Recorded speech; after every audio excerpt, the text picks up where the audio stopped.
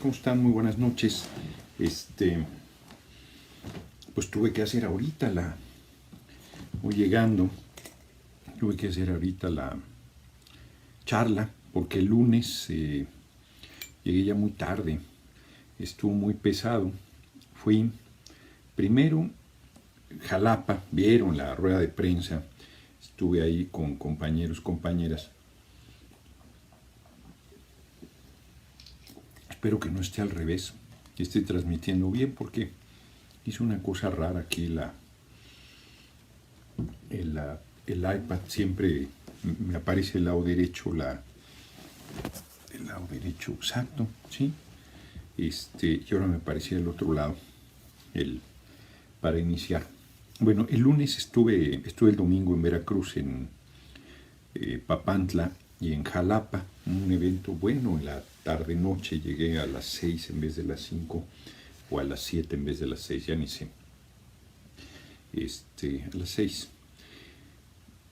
Fue muy pesado el desplazamiento, y entonces quedé con los compañeros de Morena, con Jaime Humberto y con Claudia, diputados federales, de ir al café de la parroquia. A la mañana siempre está ahí la prensa, a un lado del Palacio de Gobierno, en Jalapa. Y llegué poquito después de las 9:30, había muchísima prensa. Estuve platicando con ellos y había algunas reporteras, 4 fueron orquestadas ya a armar bronca. Y bueno, había preguntas, yo creo que sesgadas, insistencia en decir cosas que yo no estaba diciendo. Fue transmitida toda la conferencia de prensa en vivo, como hago siempre, y de repente pues era tan pugnas en algunas de ellas, que les dije, bueno, ustedes vienen con ganas de pelear, yo no me voy a pelear con ustedes. Desayunar un gallo, decía mi abuela cuando estabas así muy brusco, desayunaste gallo. Y una reportera, ya vieron el video, me dice, no mames. Y yo, oye, compañera, respeto, yo no le digo no mames, o sea, no, imagínense, le digo no mames, me acaban la carrera política, si así me acusan de misógino, no sé cuántas cosas. Y todavía se puso muy insolente, diciendo que era yo quien la había insultado. En ningún momento no dije ninguna cosa para ella en especial, y para nadie agraviando, ¿no? No, en ningún momento hice señalamiento. Está, hombre, en vivo toda la conferencia completa y esa parte en especial. Y entonces otra que iba con ella, que se habían puesto de acuerdo, 4 o 5, no, las diputadas, compañeras de su legislatura lo acusan de misógino. Le digo, oye, o sea, que ustedes me pueden decir lo que quieran, y si yo les digo que respeto soy misógino, no hay muere. A todos, buenas tardes. Y yo no oí en ese momento, y miren que tengo buen oído, pues ya me estoy haciendo viejito, que una de ellas me dijo, la tuya. Yo, ¿en qué momento les menté la madre? ¿En qué momento los agravié? Nunca, ¿no? Y eso ha pasado de largo, pero ahí está, la tuya. Yo digo, uy, caray, o sea, no hay ninguna actitud incorrecta de mi parte. Firme, sí, firme, claro, como soy, pero ninguna actitud incorrecta. Y fue pues muy majaderas, ¿no? Iban con toda la intención de provocar. Yo creo que les fue mal, aunque hubo medios que pretendieron Proceso. Qué mal anda Proceso, después de haber sido una revista tan importante, con Julio Scherer primero, cuando le dieron golpe de Estado en Excelsior y se fueron a crear una revista crítica, y mantuvo, pues, con sus altibajos y todo, mantuvo una posición hasta hace relativamente poco, y con nuestro gobierno ha estado errática como el demonio. Y esta nota es totalmente majadera, falsa, sesgada, no, muy mal, muy mal. Quería pasar a una librería que hay en Jalapa que me gusta, la Rueca de Gandhi, porque paradójicamente ahí encuentro los chocolates alemanes de mazapán de almendra que me gustan. Además que la librería luego encuentro ahí alguna cosa interesante. Tiene buen café, además, la Rueca de Gandhi. Y ya no hubo chance, ¿no? Ya venía yo con tiempo quemado. De hecho, llegué a las 2 de la tarde, no sé si habían empezado a la 1 la Junta de Coordinación Política, y llegué apenas a tiempo. Estaban discutiendo lo que iba a entrar. 2 dictámenes. Uy, este está parado. Uy. Ahí está. Ay, caray, ¿y ahora? ¿Y ahora? No sé qué pasa aquí. Ahí está. Se había parado el periscopio, estaba como congelada la imagen. Y ¿sí está oyéndose el sonido? Sí está. Total, que se estaba planteando lo que se discutió ayer, el retiro del fuero, decían, el retiro del fuero y la disminución del presupuesto de los partidos 50%. Hablo de ambas cosas. Bueno, entonces fue un largo, de ahí me salí, quería yo salir máximo a las 3, salí pasada a las 3, para ir a una comida a las 3:30 en Comisión Federal de Electricidad con Manuel Bartlett, que ya la habíamos pospuesto en varios momentos, desde su comparecencia habíamos quedado, desayuno, comida, y no se había podido cuadrar. Entonces ya no quise modificarla, me fui, hecho la raya, llegué tarde, casi a las 4, muy gentil, me está esperando, muy buena charla, y a las 5 me salí, porque a las 5 era la comparecencia del director de Pemex, Octavio Romero, en la Cámara de Diputados. Otra vez ahí vas para allá. Terminó como a las 10:30 de la noche, entonces yo llegué aquí como 11:30, ya no había condiciones para hacer la videocharla. Ayer fue muy pesado también, llegué ya aquí a la medianoche, una larga sesión, anduve yo muy neuras, voy al tema. Bueno, todavía no el tema con el que puse el título, todavía no ese. Estaba yo muy irritable, muy molesto, porque me parece un error grave, ahí está mi intervención en tribuna, retirarle el fuero al compañero presidente. Suicida es entregarlo amarrado de pies y manos. Afortunadamente, consulté al del PRI, me dijo, no, pues no sé por qué quieren sacarlo a fuerza. Consulté a Movimiento Ciudadano, dijo, nosotros estamos de acuerdo en esa posición. Pues es un error, francamente, pero no. Y cuando voy con los del PAN, me dice Lisha, que es abogado, que es regularmente muy puntual en sus señalamientos, me dice, pues es que no le quitan el fuero. ¿Cómo? Me dice, ¿ya viste el dictamen? La verdad es que no lo había visto.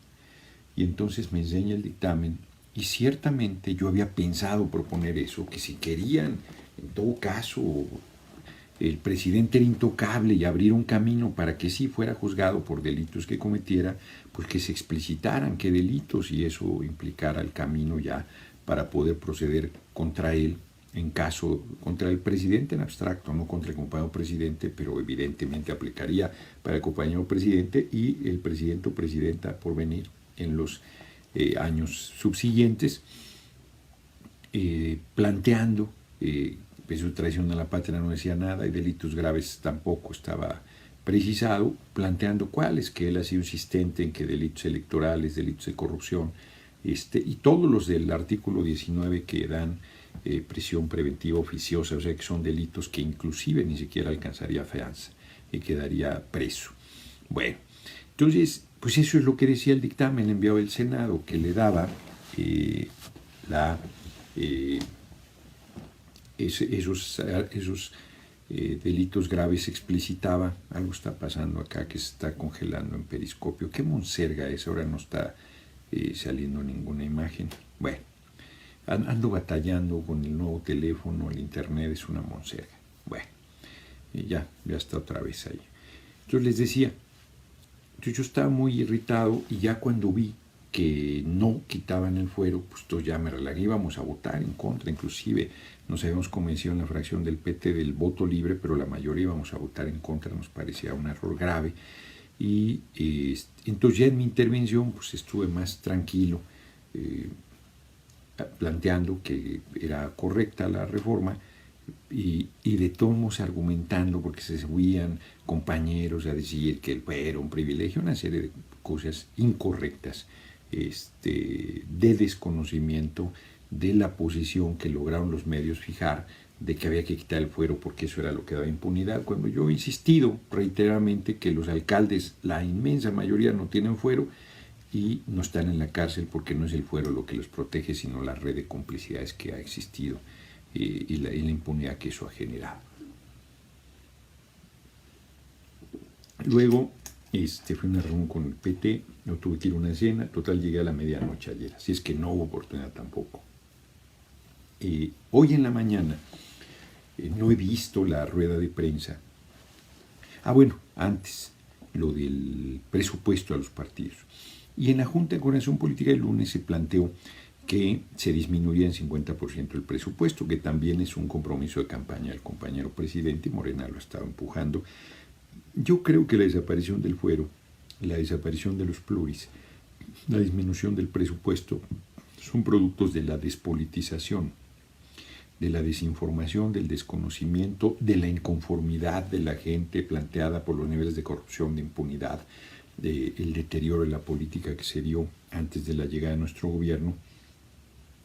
Y el compañero presidente ha querido responder a eso cumpliendo las exigencias en vez de explicar, porque estamos haciendo una reivindicación de la política y de explicar. O sea, yo, por ejemplo, estoy convencido que deberíamos bajar al 0% el financiamiento privado, que no debería haber ningún financiamiento privado, bajo ninguna circunstancia.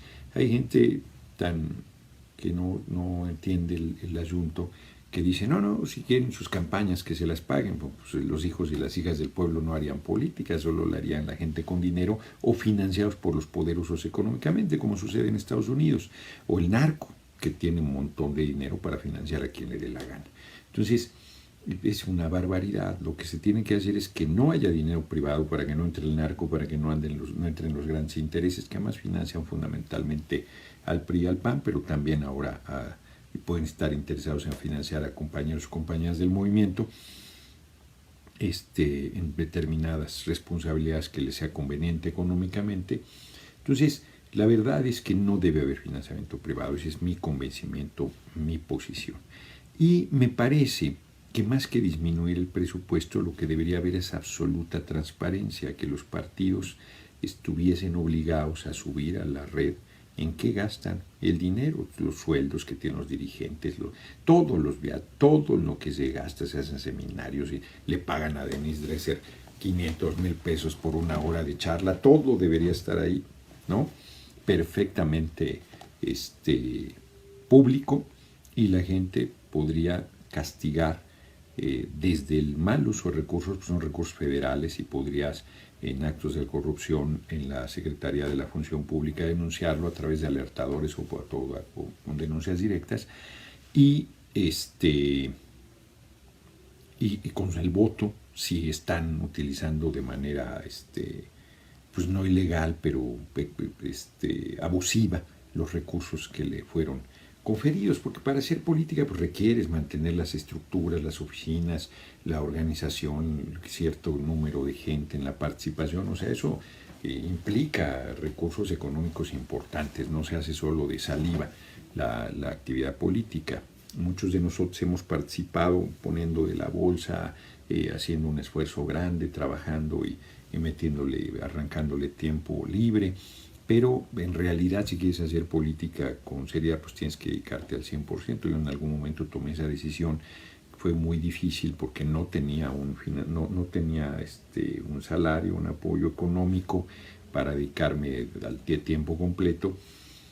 Y sí, era evidente que si no lo hacía a tiempo completo, pues no tenía ninguna posibilidad de trascender en la actividad a que había decidido dedicarme. Entonces, es muy importante el financiamiento público. Ahora, si se disminuyera la mitad, pues es mucho dinero, pues eso, mucho o poco, siempre es relativo, depende de que lo revises en comparación con el total del presupuesto y que lo revises con otros muchos rubros existentes, 5,200 millones. Más o menos es el dinero. La mitad de ese recurso se plantea que no lo reciban los partidos. Eso implica una reforma constitucional y por lo tanto necesitas construir un consenso. Morena está en la posición de disminuir la mitad porque es una posición que se ofreció en campaña, particularmente por el compañero presidente, y porque habiendo tenido un resultado tan importante, pues Morena pasó de la pobreza a la bonanza.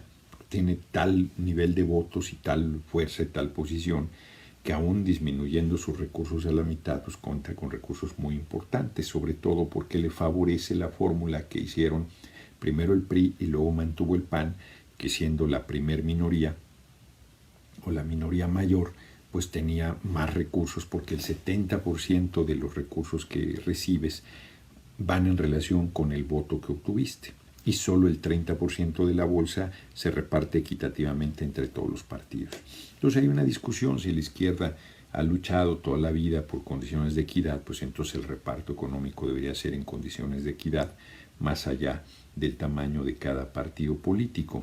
Tiene cierto nivel de injusticia porque si tú eres un partido grande con una estructura nacional, los recursos repartidos equitativamente pues no es justo porque eres un partido grande, mientras que si tú eres un partido pequeñito, pues una condición económica de igualdad pues te da recursos más que suficientes porque tu estructura es mucho más pequeña. Creo que hay que dar acceso igualitario a radio y televisión, aunque las redes cada vez son más importantes, pero no por ello deja de ser relevante el acceso a radio y televisión. Y la parte económica, pues quizás debería revisarse la fórmula, a lo mejor no igual, a lo mejor porcentajes diferenciados, también alentando el tamaño electoral que tienes, dando una diferencia, pero no tan grande como es en este momento. En fin, que ese es un tema que debería discutirse, no solamente el financiamiento, sino cómo mejorar los procesos electorales, cómo avanzar en el respeto absoluto al voto de la gente, cómo desterrar toda práctica de compra de voto, de control corporativo. Si bien es cierto que ya son graves los delitos electorales, me parece que habría que avanzar en una reforma electoral que no solo se planteara la revisión de las prerrogativas, que es importante porque los recursos económicos son insuficientes para tantos problemas serios por atender en el país, sino en realidad pensar en que el órgano electoral, si lo modificas o lo dejas como está, si lo reduces, hay montones de temas que tratar en materia político-electoral. Entonces, solo estar tomando decisiones de parche también me parece equivocado. Por supuesto que ninguno de los partidos, incluido el PT ni el PT, ni el P sí no tiene registro, entonces lo que quieren es su registro, a veces les vale madre el tema de las prerrogativas, pero los partidos con registro, PT, Verde, Movimiento Ciudadano, PAN, PRI, pues no están en favor de disminuir así la mitad las prerrogativas con el esquema de distribución que hay actualmente. El único que está en esa posición es Morena. Y el PES, insisto, porque no tiene registro. Entonces le vale madre, lo que quiere es tener vida. Ya después viera si pelea por más prerrogativas públicas, ¿no? Entonces, ya se aprobó en comisiones este tema y pues debe hacerse en realidad una discusión, porque si no, no va a pasar. O sea, lo que va a suceder es, pues Morena va a decir, pues yo sí estoy de acuerdo y todos los demás partidos no, buscando tener una ventaja política legítima, ¿no?, ante el electorado, decir, pues yo estoy dispuesto, pero los partidos, el resto no quieren. Pero si realmente tienen la intención, nuestros compañeros, de que se disminuyan las prerrogativas de los partidos, pues tendría que entrarse a un proceso de construcción colectiva para bajar a la mitad las prerrogativas con una forma de distribución diferente que implicaría mayor equidad en la contienda electoral. En esencia ese es el problema, ¿no? Porque tampoco hay resistencia, del PT por lo menos no, y yo creo, pues o sea, el PRI y el PAN no más faltaba, pero me da la impresión que podrían estar de acuerdo. Ahora, yo estoy seguro que si planteamos que no haya ni un centavo de financiamiento privado, ahí sí el PRI y el PAN no jalan. Ahí sí se van a agarrar a colgar de la brocha y van a decir de ninguna manera, o sea, porque pues, ellos sí tienen financiamiento de los empresarios, del narco no sé, pero los empresarios sin duda, ¿no? esos temas, yo creo que la semana que entra vamos a tratar ese tema, cargada la agenda porque además tenemos hasta el 15 de noviembre para aprobar el presupuesto que va a implicar una discusión fuerte, aunque no hay margen de maniobra, ¿no? Por ejemplo, los compañeros pensionados del ISSSTE que no les han, yo creo que su reclamo es legítimo, no les han pagado un concepto de apoyo de alimentos o no sé de qué es. No recuerdo el rubro exacto, pero son como 500 pesos y les dan 100, ¿no? Y su contrato colectivo dice que aunque estén pensionados les deben dar la misma cantidad que a los trabajadores en activo, y no se los han dado, por supuesto, se los han robado todo este tiempo, y me querían convencer de su razón, y pues claro que tiene razón. Lo que yo les decía es que tenemos un problema económico, de falta de recursos, y por lo tanto hay muchas injusticias desde la concesión de las escuelas, de los hospitales, los apoyos a las personas con discapacidad, de los propios adultos mayores, una serie de cosas, ¿no? Y cada quien, no, los niños, cómo ha sido terrible la crítica hacia el programa de Jóvenes Construyendo el Futuro, que es importante abrirles oportunidades a los jóvenes, pero como prácticamente no hay sector que no esté diciendo ese dinero para nosotros los campesinos, ese dinero para nosotros los productores del campo, los adultos mayores, los pensionados, todo el mundo quiere ir sobre esos recursos que han sido importantes sin duda y que yo creo que hay que revisar porque necesitamos generar empleo permanente. En fin, son algunos de los temas importantes que en estos días se han tocado y los que faltan. Mañana comparece a la Cámara de Diputados el secretario de Seguridad Pública Durazo, Alfonso Durazo. Va a ser una comparecencia muy difícil, yo creo que menos difícil de lo que parecía, porque ha sido una decisión correcta el día de hoy de presentar públicamente toda la información del operativo en Culiacán. La verdad es que no he visto la conferencia de prensa, no he visto lo que presentaron, vi una partita del video del momento de la detención de Ovidio Guzmán, pero no vi la conferencia de prensa completa, aunque sé lo que dijeron. Ya tenía yo información desde el día de ayer sobre el particular, y la verdad es que no ha habido en la historia de nuestro país un presidente, en el caso de nuestro compañero presidente, que todos los días estuviera informándole a la prensa puntualmente y que recibiera todo tipo de preguntas y de críticas y de comentarios de frente ante la prensa y ante el país, y que presentara en una rueda de prensa toda la información de un operativo fallido o no. O sea, como alguien decía, imagínense que el gobierno de Peña hubiera hecho algo así con la desaparición forzada de los 43 normalistas, ¿no? Hombre, pues ¿qué va a hacer? Acá se ha dado una explicación amplia, clara, puntual de lo sucedido,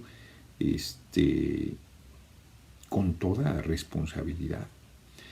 Y queda claro para mí que fuimos una trampa.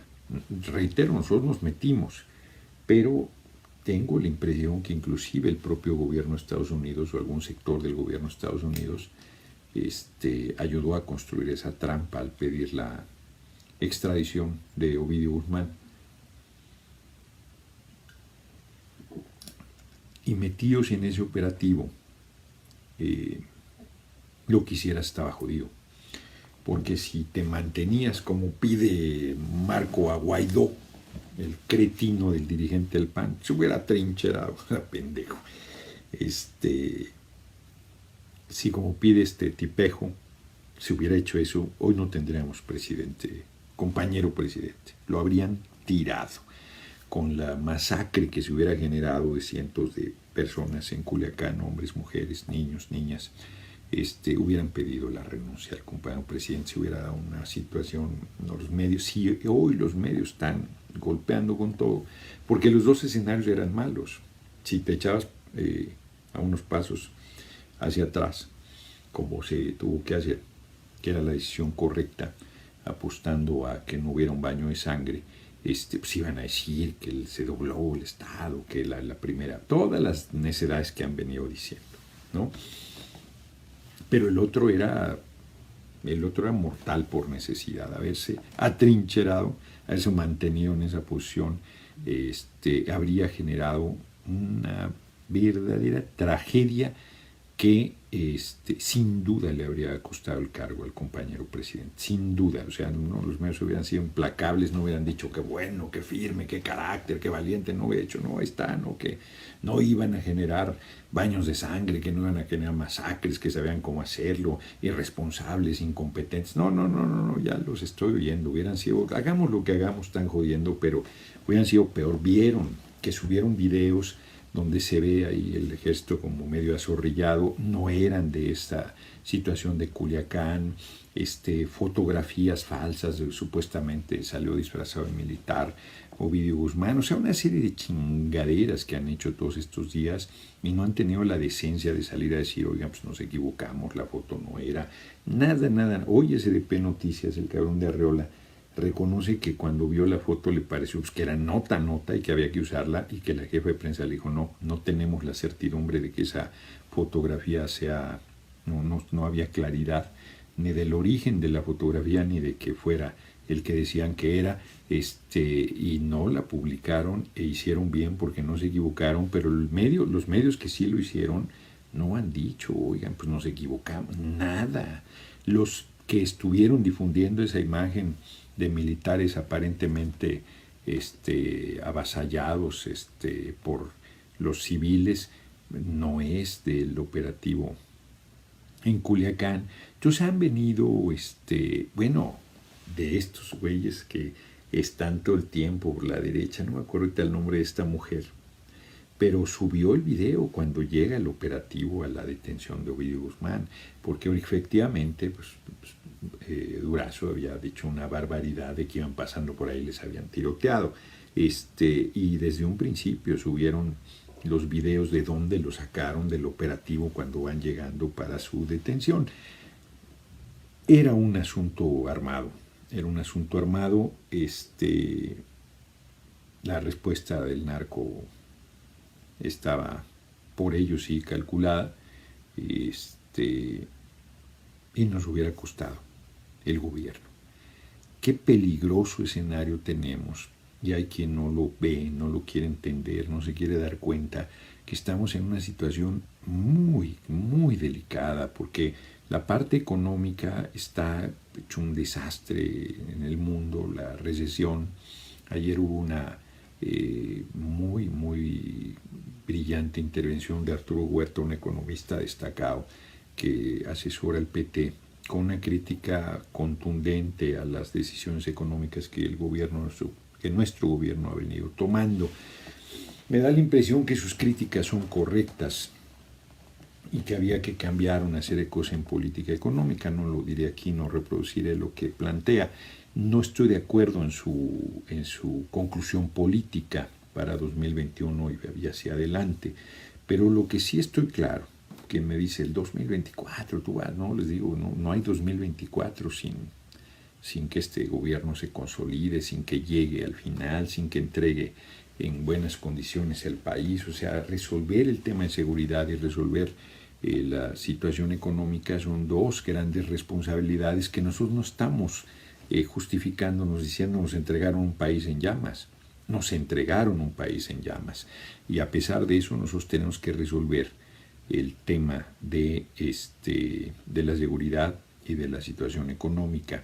Mienten cuando dicen que en 6 meses ya se habría resuelto, o sea, están diciendo tonterías. Hay gente pues, que yo respetaba, la verdad, en la prensa, y que los veo envilecidos, que los están seguramente centaveados, la verdad, ¿no?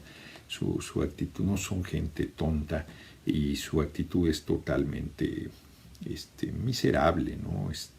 Evidentemente alineada en la posición de los medios de denuestro, de descalificación, de buscar tirar a nuestro gobierno, y algunos vienen de la izquierda, periodistas que vienen de la izquierda están jugando ese papel verdaderamente miserable, pero bueno, pues allá ellos y su mala cabeza. Lo que sí debe quedar claro para la mayoría de compañeros y compañeras del movimiento, para el pueblo, que va aumentando su apoyo y su simpatía hacia el compañero presidente. Después de lo de Culiacán subió el apoyo, pero ese apoyo no puede quedar en una masa desestructurada, sino tiene que irse articulando en formas de organización, instrumentos de participación y de lucha cada vez más sólidos, más unificados, más articulados, más politizados, más claros, con capacidad de acción para defender a nuestro gobierno, porque no van a hacer todo por tirarlo, o sea, están haciendo todo, no van a hacer, están haciendo todo por tirarlo, y hay quien se está viendo el ombligo y quien sigue viendo pues, sus intereses legítimos, pero no se da cuenta todo lo que está en juego y la gravedad de lo que estamos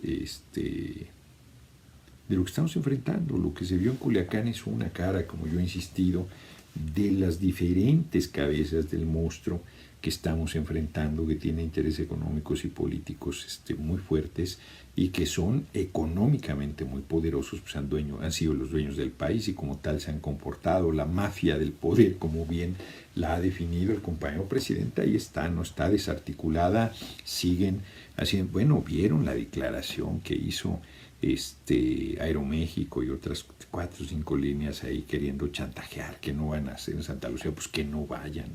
Me estaba diciendo ayer un hombre, Jaime Sada se llama, que le sabe a las cosas de los aviones y de pilotar, con mucha razón. Yo no sabía que la Ciudad de México, por su altura, pues sabía su altura, pero no sabía las dificultades que para la aviación implica la Ciudad de México. Por lo tanto, no es un punto adecuado para ser, como decían, que habíamos perdido la posibilidad de ser una lanzadera hacia América Latina y hacia el mundo, en ese gran aeropuerto de primer mundo. Absolutamente falso. Si hay un lugar, tiene razón Jaime Sada, es muy claro su planteamiento. Si hay un lugar que pudiera servir para hacer ese tipo de actividad, no era el lago de Texcoco. No solo por la brutalidad de un lugar que es vasorregulador, el daño ambiental, el tirar el aeropuerto de la Ciudad de México, todas esas implicaciones. O sea, era una inversión tirada la del aeropuerto de Texcoco, que no podía ser ese gran base como Panamá, que apantalla a algunos, ¿no? Ese aeropuerto que sirve de base para mandar vuelos a Centroamérica y a Sudamérica. No podía cumplir ese papel por la altitud que tiene la Ciudad de México y la zona del Valle de México, el lago de Texcoco incluido. Santa Lucía por consiguiente. Él decía, pues que en todo caso Querétaro está mucho mejor ubicado, más céntrico. Decía, pero si me preguntas, la puerta de entrada de México y el punto mucho más idóneo para hacer una base de lanzamiento de vuelos hacia todo el continente es Cancún. Y tiene absoluta razón, pero claro, porque además está al nivel del mar. Todos los vuelos al nivel del mar, todos los aeropuertos al nivel del mar son los ideales para hacer base de conexión y de relanzamiento. Pero además, pues, es tu centro turístico más importante y tú permites que se queden un par de días o 3 antes de hacer la siguiente conexión, pues se te convierte en un elemento de aliento adicional para la gente de todo el mundo que estuviera llegando a ese punto y que tiene una espléndida ubicación hacia Centro y Sudamérica, y hacia Norteamérica también. O sea, entonces, la verdad es que han mentido con el tema del aeropuerto, pero siguen jodiendo, siguen llorándole a su aeropuerto en el lago de Texcoco, comandante Borolas y toda la derecha y toda la bola de cabrones ahí que querían construir un negocio inicialmente de $7,000 millones que fácilmente se habría ido al doble o al triple del valor calculado, porque también, como me comentaba con razón ayer Jaime Sada, todos los grandes megaproyectos, el cálculo que se hace nunca se cumple. Si por lo bajito se van 2,5 arriba del valor originalmente calculado. Entonces, era una necedad por donde se le viera. no tenía ninguna viabilidad, no les importaba que era además un proyecto que favorecía así mucho al 10% de la población y además al 10% de la población en mejor condición económica a costa del sacrificio del pueblo entero, que no necesita un nuevo aeropuerto, sino necesita hospitales, escuelas, todo lo que están jodiendo todos los días, que faltan medicamentos así, pero querían gastar 7,000 millones de dólares en el aeropuerto en el lago de Texcoco, que la escuela está muy mal así, pero querían gastar en el pinche, que hacen falta carreteras y caminos y tal y tal, y 350,000 cosas y pensiones, y volver de las sumas a los salarios mínimos y todo, o sea, todos los problemas que me quieran plantear que implica dinero, habría que atenderlos antes que meterle 7,000 millones de dólares al aeropuerto en el lago de Texcoco. Pero esto les vale madre el pueblo y siguen en la misma y van a hacer todo por tirar a nuestro gobierno y volver a plantear lo del aeropuerto y cancelar Santa Lucía y echar atrás los programas sociales y valer madre y entonces, o sea, y volver a lo que teníamos, que algunos dicen, o sea, estaban mejor cuando estaban peor. Por favor, estamos en una situación económica complicada, sin duda, y nos va a llevar un rato resolver el tema de violencia. 5 años, ayer muy insistentes los de en Jalapa, yo decía, pues el compañero presidente lo dijo muy claro, que en 5 años regresaba el ejército a los cuarteles, por lo tanto es el tiempo que se ha planteado para lograr la pacificación del país. Nosotros estaremos en problemas serios electoralmente hablando y políticamente y todo, si no logramos la pacificación del país idealmente, o si no por lo menos una muy grande desarticulación de la inseguridad y la violencia existente en el país. Y en materia económica ni se diga, la necesidad de empleo de la gente, yo creo que hay que cambiar el sistema económico y que la gente no esté buscando quién la explote, pero por lo pronto, si la única manera de comer 3 veces al día es que tengas un trabajo, pues la gente está buscando empleo, ¿no? Y por lo tanto, ahí generar la actividad económica es fundamental.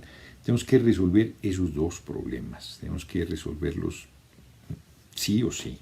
Y cuando nosotros planteamos el país en llamas que nos entregaron, pues no estamos justificándonos, pues es la verdad. O sea, yo por eso insisto que lean el Plan Nacional de Desarrollo para que vean en qué condiciones estamos recibiendo el país. Ayer que compareció, antier, fue el lunes, que compareció el director de Pemex, pues oyes a los del PRI al PAN, es una muy buena explicación de la situación, del plan de negocios, de que piensan abrir 20 campos de extracción petrolera para subir la producción y llegar al final del sexenio a 2,5 millones de barriles de petróleo crudo al día, y toda una serie de planteamientos. La situación de endeudamiento, todo lo dio con muchísima claridad Octavio Romero, y oyes a los del PRI al PAN y Movimiento Ciudadano, suelense hablar como si les hubiera entrado por una oreja y les había salido por la otra, diciendo barbaridades y que no, el petróleo ya no es importante, o sea, la petroquímica, todo lo que vemos es, pues, la inmensa mayoría de cosas que usamos son derivados del petróleo, la petroquímica, se requiere la refinación para ello, y siguen diciendo necedades, que no, que para qué la refinería, 100 años más seguirá moviendo el petróleo al mundo, para bien o para mal, así está el asunto, no viviremos para constatarlo, pero los próximos años sí se verá. Y Francia piensa sustituir sus vehículos en 2050, hombre, lo he dicho aquí, 43 millones de vehículos me parece que son los que tenemos, todos se mueven con derivados del petróleo, hay 15,000 híbridos al parecer, y 3,000 eléctricos, absolutamente eléctricos. Creo que denme por buenas las cifras, pero es apabullante. O sea, Francia piensa ya no tener ni un auto que se mueva con gasolina en 2050.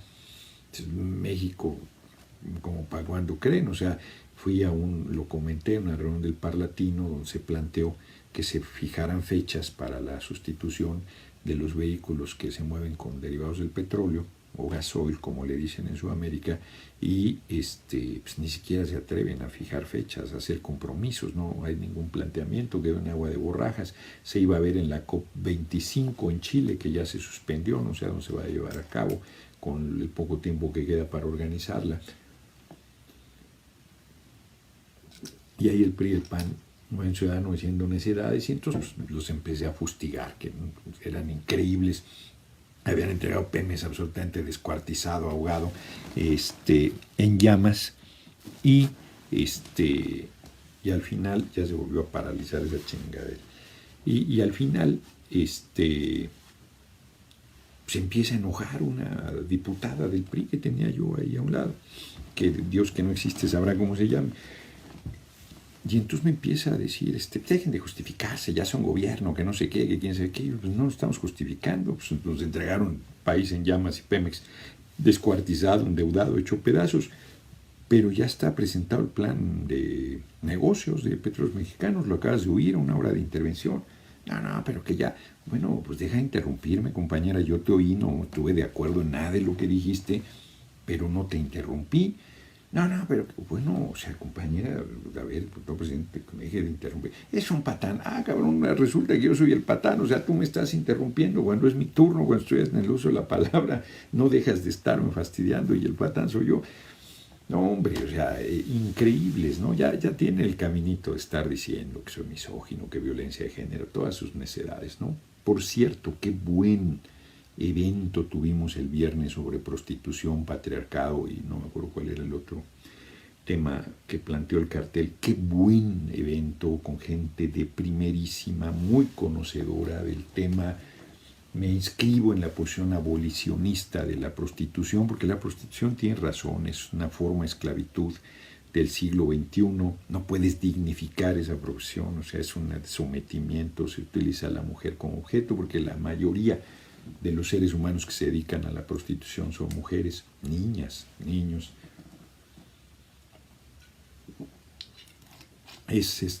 Tenemos que erradicarlo, y para hacerlo pues hay que sancionar a quien consume, no a quien se prostituye, como lo hicieron en Suecia y luego en Francia, en España, andan por esa línea también.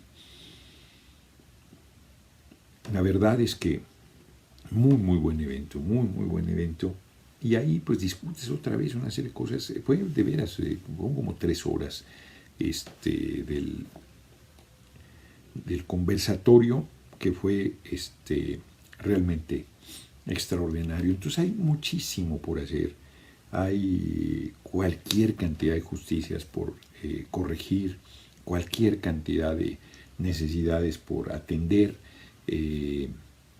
todas justas, todas urgentes, todas imperiosas, con recursos limitados, con una carga de deuda brutal. 750,000 millones de pesos se irán solo en pago de intereses en el año entrante.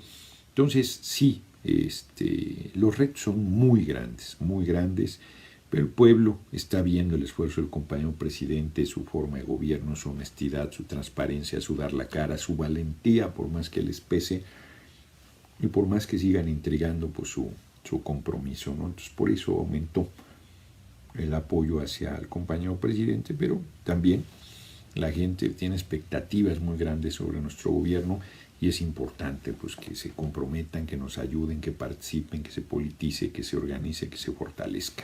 Cierro para irme a hacer la maleta, porque mañana me iré de la Cámara al aeropuerto.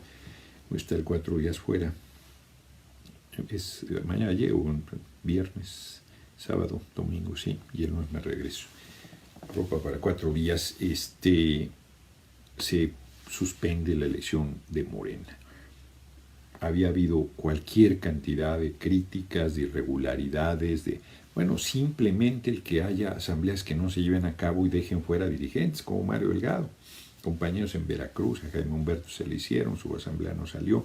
Entonces, pues eso es una barbaridad, hombre. Tú en Morena tienes que, no importa quién sea, si el compañero presidente pidiera licencia y quisiera meterse a la dinámica interna del partido, ser dirigente o lo que fuera, tendría que ir a su distrito, a donde vive, y ser uno de los 3 elegidos consejeros nacionales para poder tener alguna posibilidad de aspirar a un cargo de dirección dentro del partido, sea quien sea, ¿no? Además, con el planteamiento de que estás en el gobierno no puedes participar, tienes que renunciar y meterte al proceso. Y hubo lugares donde la asamblea no se llevaba a cabo y dejaba fuera, por ejemplo, que el compañero presidente pidiera licencia, vamos a poner ese ejemplo absurdo, fuera su asamblea y su asamblea no se realizara y entonces lo dejaran fuera porque pues, no se realizó la asamblea y ya no tiene posibilidades de ser elegido. No, bueno, pues esa asamblea tendrías que restablecerla y no había ninguna voluntad de eso. El padrón era un padrón cerrado arbitrariamente a 2017, pero que además que nadie conoce, o un par que son los que conocen. Entonces el tribunal por unanimidad decidió que todo lo que hicieron no vale, que tienen que hacer una nueva convocatoria, que tienen que dar certidumbre en el padrón y replantear el proceso electivo. Entonces fue una decisión muy fuerte que le mete una sacudida muy fuerte a Morena partido y que pues, los obliga a la reflexión sobre lo que ha estado sucediendo. De los tres, bueno, pues Mario Delgado andaba muy nebras, ya se veía más tranquilo hace rato. Jacob está de acuerdo y la única que está que echa lumbre es Berta Luján, que yo ayer le iba a saludar, la vi ahí, pero andaba en las bolas ella, y luego ya cuando regresé pues ya había salido del pleno, pues yo la hubiera saludado, la verdad. Trae con Porfirio cuando la vi, pero estaba una pelotera, entonces tampoco quise forzar, pensé que regresando la saludaría, ya no hubo oportunidad. Allá yo no la he tratado, la conozco, pero así de, ¿no? Como referente, pero no la he tratado. Es una decisión que Morena debería aprovechar para revisar lo que ha sucedido en estas asambleas, sancionar a quienes estuvieron actuando absolutamente de manera incorrecta, si no es que ilegal, y llamar al orden a todo mundo, fortalecer la unidad, generar un proceso muy cuidado y hacer su proceso de renovación, sí, como lo plantea el compañero presidente, con una encuesta que no quita ningún derecho de los delegados, sino pues, tú resolverías que al final quienes quisieran ser dirigentes o dirigenta de Morena se sometería a ese proceso y al final todos apoyarían a quien saliera arriba en la encuesta. O pues insisten en su proceso electivo, pero que sea muy cuidado el proceso, sobre todo a la luz de la experiencia de lo que vivieron en estos meses en las asambleas, donde hubo situaciones pues muy graves en varios lugares, ¿no? en varios. El propio compañero presidente a finales de agosto, cuando nos reunimos con él antes de que empezara el periodo ordinario de sesiones, decía, pues es que por un lado hay quien no sabe perder en los procesos electivos internos, no hay la madurez todavía, y por otro, con una sola asamblea que salga mal, con eso van a aprovechar para pegarle al partido y al movimiento, y así ha sido, porque también es cierto que la mayoría de lugares han hecho un esfuerzo para sacar las cosas pues de la mejor manera posible, y que a pesar de eso, pues lo que ha pegado, bueno, en Veracruz de 20 distritos, 7 no se hizo asamblea. En el Estado de México creo que fueron 13 de 40 donde no se hizo asamblea. Pues, ¿cómo puede ir un proceso electivo con un nivel de exclusión de 1/3 de tu partido y de los dirigentes y del territorio y de todo? Pues es una locura, es una arbitrariedad. Entonces, yo espero que ese llamado de atención que hoy recibieron pues les sirva, que en vez de que se enconen más las cosas, les permita hacer un alto en el camino, replantearse, revisar, sancionar, limpiar, reconducir, fortalecer la unidad, además llamar a un proceso pues donde estemos pues no pensando en los cargos, sino en la gran responsabilidad que tenemos que realizar y cómo lo podemos hacer de la mejor manera posible. O sea, yo de verdad creo que hay compañeros, compañeras que no están viendo la gravedad del momento que estamos viviendo. O sea, ahora en estos últimos días, mientras más me dicen del 2024, yo digo, pues, no lo veo, porque yo no quiera, no porque no tenga fuerza, no porque no va bien la gente conmigo, sino porque nosotros necesitamos consolidar a nuestro gobierno para que haya 2024, necesitamos fortalecer la unidad, necesitamos fortalecer la organización en la lucha,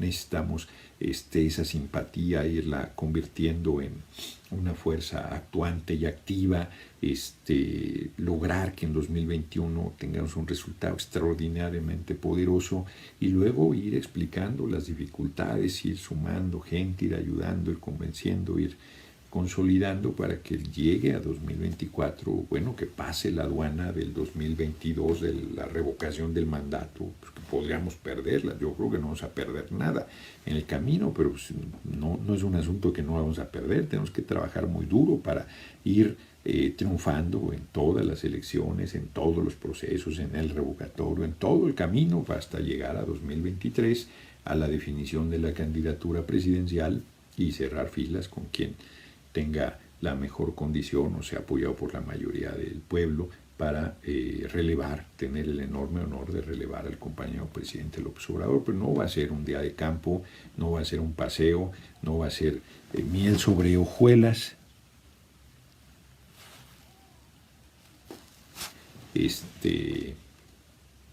Va a estar pesado, ¿no? Así es que pues no queda más que politizarnos, participar, organizar, tocar puertas, sumar gente, tocar corazones, impulsar el proceso de cambio y defender y apoyar con todo al compañero presidente López Obrador. Mañana un día difícil para Durazo, un día difícil para nuestro gobierno, la comparecencia en la Cámara de Diputados es la primera porque el Senado irá después, pero reitero, a mí me parece que va a aligerar, sea como sea, va a aligerar las cosas el informe que hoy se presentó. Tienen más elementos, tienen más información, tienen más datos como para poder cuestionar con seriedad, pero a la vez el gobierno también ha respondido lo que hizo, lo que sucedió y asumido su responsabilidad, y por lo tanto me parece que allana el camino para salir adelante a las tareas por venir. Pues que pasen buenas noches, jóvenes ilustres. No sé si platiqué una hora o no, pero es insustancial porque dije en esencia lo que tenía que decir. Y bueno, pues mañana yo no tengo intervención de entrada, no estoy en la Comisión de Seguridad Pública. Creo que el debate se va a poner difícil, veremos qué deciden nuestros compañeros sobre el particular. Ya están 3 compañeros definidos para participar, pero vamos a ver cómo se pone el debate. Y de cualquier manera yo tendré que salir máximo a las 3 de la tarde rumbo al aeropuerto, 3:30, rumbo al aeropuerto, para desplazarme a La Habana. Que descansen, jóvenes ilustres, nos vemos